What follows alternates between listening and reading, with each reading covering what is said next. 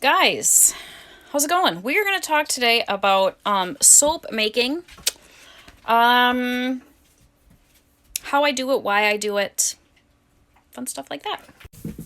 So I started doing goat's milk soap years ago. Um, Honestly, because I had excess soap or milk, not excess soaps, excess milk. So we were milking, I think at the time, like I was milking like 10 goats, and it was getting to be the end of bottle season. So I had all this milk left over. I didn't have any kids, goat kids to feed the milk to. I was like, what am I going to do with all of this? And so I started looking around and I'm like, hey, soap, let's try to figure this out and see if we can make something out of this. My husband at the time was working in a factory and has always had issues with like psoriasis, eczema, stuff like that. All of my kids have like sensitive skin, allergy issues, and so I'm like, there's got to be a better way. So the more I started investigating into this soaping thing, the more I was like, this might be it. There's something very cool when you can pronounce every ingredient that's in the soap. Like if you pull any soap off of your shower, your tub, your whatever, and read the label, I can almost guarantee you there's going to be ingredients that you're going, what is that? I don't know what that means.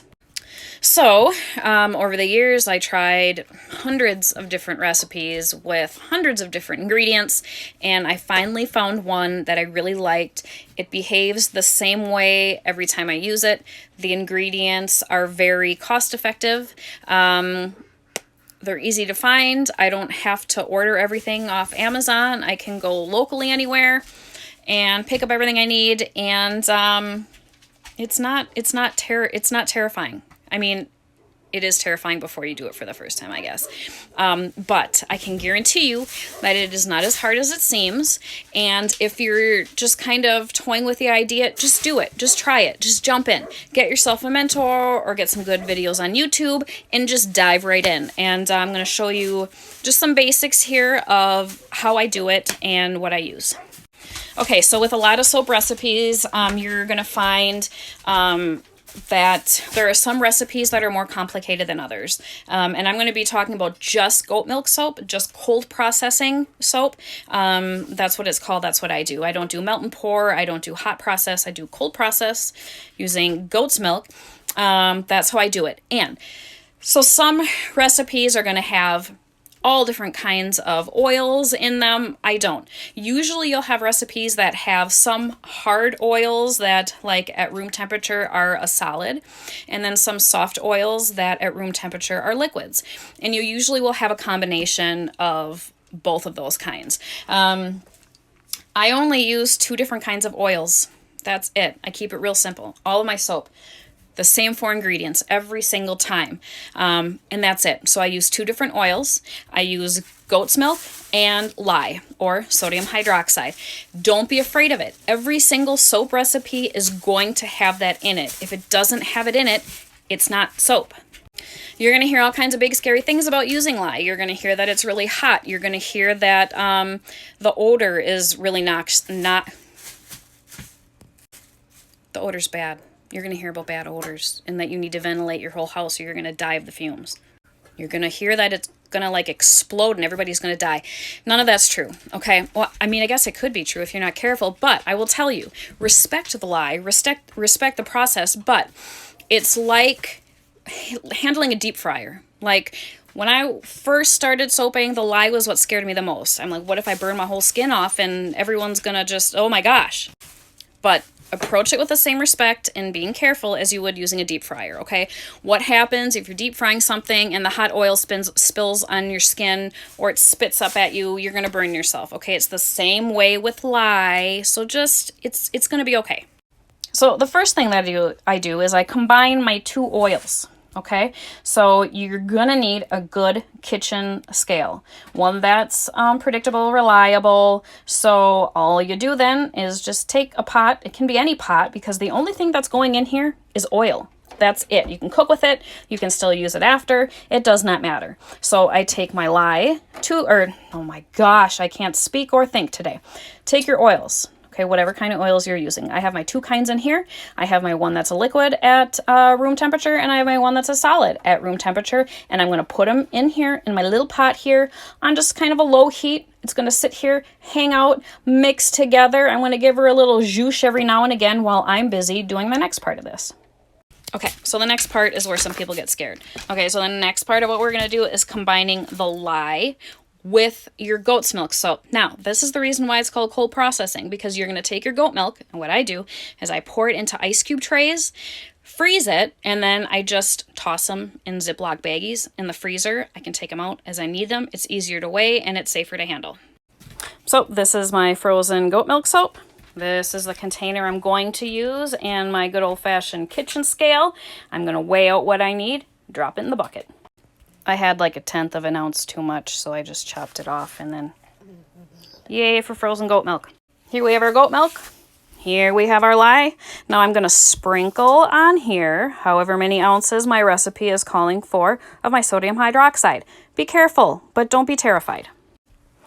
All right, so after you have your frozen goat milk and your lye sprinkled in here, you're going to start mixing it together. And the chemical reaction here, this lye is going to heat it up, okay? If I combined goat milk that was not frozen, okay, if it was just a liquid, and then I put lye in it, let me tell you about how hot that's going to get. And it's going to smell, and it'll burn, and actually turn your soap brown. This is why it's cold processed soap, okay? That's why we need frozen goat milk to do this. And you'll see it is melting the frozen cubes. And you'll see my oils are melting together very nicely too. So what we're going for is both of these concoctions to be a liquid, and then we can combine them and mix them together. Okay, so you can see here that the goat milk and the lye is totally melted. And you can see here that my oils are completely melted. So I am going to pour the oil into this and mix it again. And that's what that looks like. So again, you want to be gentle. Don't be going crazy here. Don't let the kids be running around under your feet. Don't let the dogs and cats be jumping up and splish splash. And it'll hurt you if you get it spilled on you, or if something jumps in and tries to drink out of it. So just be careful. So you're going to mix this together, and what you're going to use is an immersion blender, a stick blender, whatever you want to call it. Now, this isn't going to be a completely inclusive video here, guys, okay? I'm not going into detail, but you're going to mix this together until this ends up to be like a pudding consistency, and what that's called is bringing it to trace. All right, guys, and that's it. When in doubt, don't overblend, because if you overblend, it's going to turn this into a solid and be real hard to work with. So this is the point where you would add any colorants, any scents, and reblend it again. But if you're just starting out, start out with a nice, simple bar of soap. It'll still be beautiful and effective and safe for the most sensitivist of skins. So this is where you will now pour it into whatever molds you want. So this is after I poured them in the molds. So I did some of these plain, no color, no scents. I'm just starting to work on Christmas orders. And then I did some scented over here and charcoal. So yeah. This is not like an in detail tutorial of how to do soap. It's just like super basic. If you have any questions, let me know, but just do it, try it, because guess what? It's only soap. And if it doesn't turn out and the color goes wonky or the fragrance isn't just right, like, who cares? Because where does soap end up when you use it? Down the drain. So, like, it doesn't matter. Just try it. And the more you do it, the better you're going to get at it. And, yeah, your skin will say thank you so much. Your skin will love you forever for trying it. And, yeah, it's just something kind of neat to do, especially the holidays season coming around. It's nice to give stuff that you've done yourself, or to support small businesses like myself that makes these things. And it's just kind of something different, something unusual for the holidays. So yeah, I'll probably do some more of these videos coming up, and hope you can learn something.